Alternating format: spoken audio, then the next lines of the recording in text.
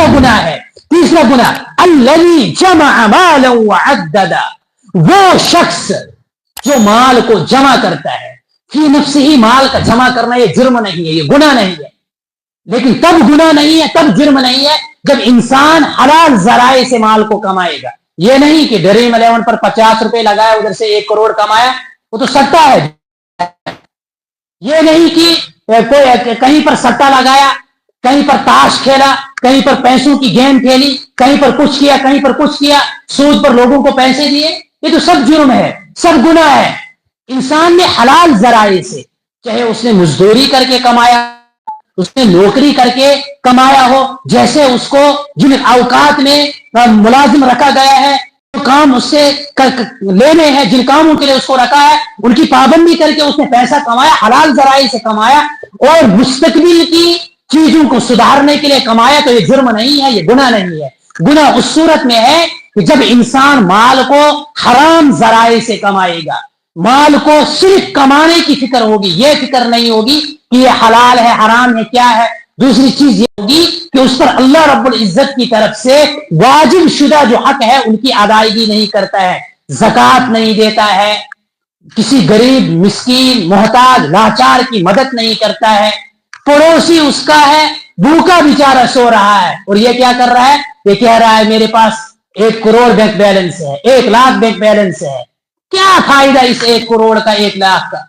तेरा पड़ोसी बेचारा भूखा सो रहा है, तेरे पड़ोसी के पास अपने बच्चे के, अपनी बीवी का, अपना आप का इलाज करवाने के लिए 500 रुपए नहीं है और तू कह रहा है मेरे पास ये बैंक बैलेंस है, मैं ये ऐसे खाना खाता हूं, मैं ऐसे बेडरूम में सोता हूं, मेरा घर पूरा मार्बलों से भरा हुआ है। क्या फायदा ऐसे मार्बल लगाने का, क्या फायदा ऐसे उम्दा गिजा खाने का, क्या फायदा ऐसी चीजों का? ये माल भी इस इंसान के लिए हलाकत का जरिया बनेगा। अल्लज़ी जमअ मालन वअद्ददा, गिन गिन कर रखता है, बैंक में रखता है, एक अकाउंट भरा, दूसरे में रखा, तीसरा भरा, लेकिन कभी किसी गरीब के काम नहीं आया, कभी किसी लाचार और मिस्कीन, किसी बेवा के काम 10 रुपए भी उसकी नहीं आए, तो ये माल उस इंसान के लिए हलाकत का जरिया बनेगा। और इस माल की वजह से ये इंसान फख्र कर रहा है, अपने आप को दूसरों से बड़ा दिखलाना चाहता है। इंसान ने उम्दा सी गाड़ी खरीदी, उसका इरादा यह है कि जब रोड पर चलूं तो देखने वाले कहे वो फलानी साहब आओ ना, वो आ रहा है ना, उम्दा मोबाइल लूंगा, जब फोन करूंगा लोग कहेंगे कि हाँ जी देखो इसके पास कितना अच्छा मोबाइल है। क्या जरूरत है ऐसी चीजों की? यही माल उसके लिए हलाकत का जरिया बनेगा।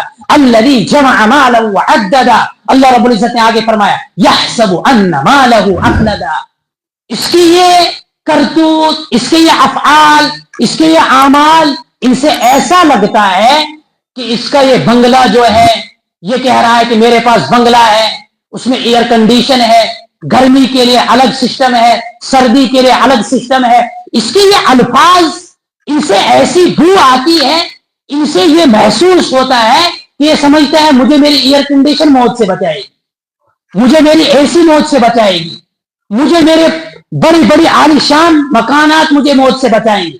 ये समझता है कि मुझे मेरी लग्जरी लाइफ जो है वो बड़े मौत से बचाएगी। अल्लाह रब्बुल इज्जत ने फरमाया नहीं, मौत जब आएगी ऐनमा कुंतुम, जहां कहीं तुम भी हो, अल्लाह रब्बुल इज्जत कहते हैं अगर तुम बड़े बड़े मजबूत किले में भी रहोगे, वहां पर आकर तुमको दबोच देगी जब तुम्हारा वक्त मुतय्यन आएगा। ला यस्तअखिरून साअतन वला यस्तक़दिमून, जरा लम्हा बराबर भी आगे पीछे नहीं होगा। तुम क्या समझते हो हमारा ये दुनिया के अंदर धन बनाना, हमारा दुनिया के अंदर ये माल को जमा करना और एक दूसरे की इज्जतों को उछालना, तुम्हें कोई टेंशन ही नहीं है, कोई फिक्र ही नहीं है? तुम्हारे इन करतूतों से ऐसा लगता है कि तुम्हें मरना ही नहीं है।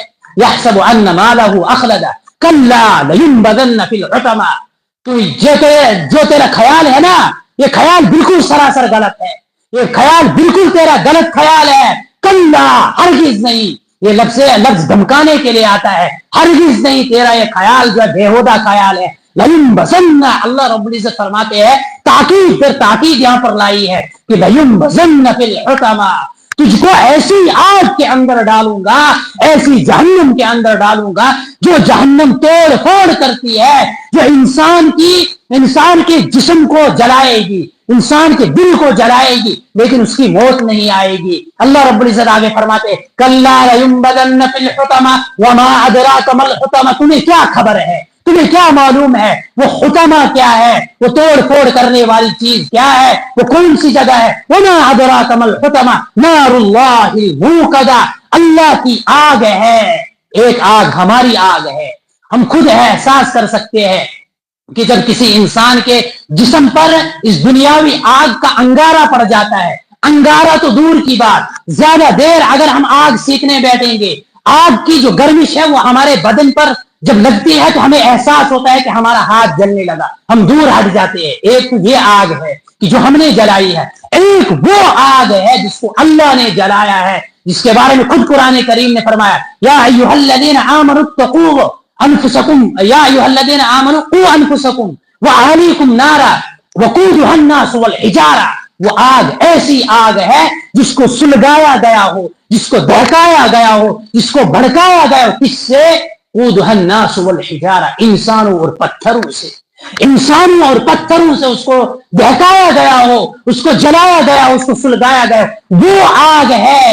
اور اللہ رب العزت کی طرف جب نسبت کی نار اللہ الموقدہ، اللہ کے امر سے اس کو سلگایا گیا ہے، وہ آگ کتنی خطرناک آگ ہوگی، کتنی زیادہ سخت آگ ہوگی. نار اللہ الموقدہ التی تطلع علی الافئدہ، جو انسانوں کی دلوں کو چھو جائے گی.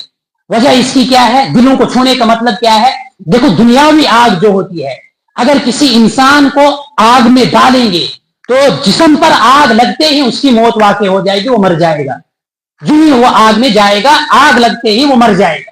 لیکن وہ والی جو آگ ہے اس میں جب انسان کو ڈالا جائے گا، کیونکہ وہاں پر موت ہی نہیں ہوگی، وہاں پر موت کو ہی ذبح کیا جائے گا، موت کا سلسلہ ختم.